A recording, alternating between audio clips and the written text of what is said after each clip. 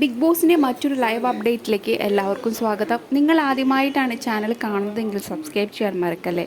ഇന്നത്തെ big boss ലൈവിൽ രാവിലെ മുതൽ തന്നെ അവിടെ ഒരു വലിയൊരു വഴക്കാണ് നടന്നുകൊണ്ടിരിക്കുന്നത്.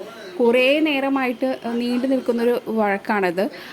മെയിനായിട്ട് ജാസ്മിനും സിബിനും തമ്മിലുള്ള വഴക്കാണ്.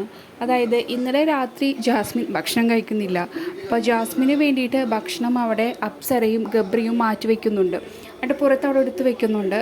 പക്ഷേ അത് ഇന്ന് രാവിലെ വരെ ആ ഭക്ഷണം കഴിക്കാതെ അവിടെ ഇരിക്കുകയാണ്. അങ്ങനെ ആ ഭക്ഷണം കേടായി പോകുന്നു.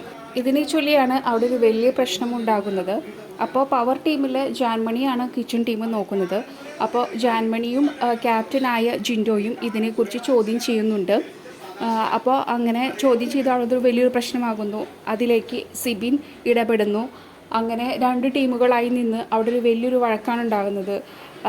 അതായത് സിബിൻ പവർ ടീം ഒരു ഭാഗത്ത് നിൽക്കുന്നു.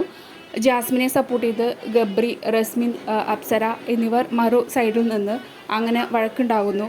അതായത് ഇവിടെ എല്ലാവർക്കും റേഷനായിട്ടാണ് ഭക്ഷണം ലഭിക്കുന്നത്.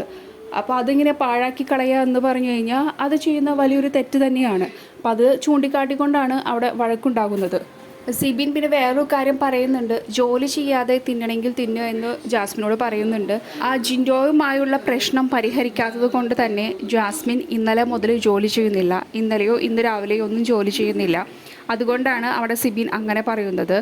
അതായത് എല്ലാവർക്കും അലോട്ട് ചെയ്തിരുന്ന വർക്ക് അതായത് ജാസ്മിന് കൊടുത്തിരുന്ന ജോലി ജാസ്മിൻ ചെയ്യുന്നില്ല. ജോലി ചെയ്യാതെയാണ് ജാസ്മിൻ അതിനോടുള്ള പ്രതിഷേധം കാണിക്കുന്നത്. അപ്പോൾ അതും സിബിൻ അവിടെ പറയുന്നുണ്ട്. സിബിൻ്റെ പിന്നാലെ നടന്ന് ജാസ്മിൻ ചൊറിയാൻ വരുന്നു. അവസാനം അവിടെ ഗാർഡൻ ഏരിയയിൽ വെറുതെ ജാസ്മിനെ കളിയാക്കി വീഴുന്ന സിബിനെയൊക്കെ നമ്മൾ ലൈവിൽ കണ്ടതാണ്. കൂടുതൽ അപ്ഡേറ്റ്സിനായി ചാനൽ സബ്സ്ക്രൈബ് ചെയ്യാൻ മറക്കല്ലേ. നിങ്ങളുടെ അഭിപ്രായം കമൻറ്റായി രേഖപ്പെടുത്തൂ.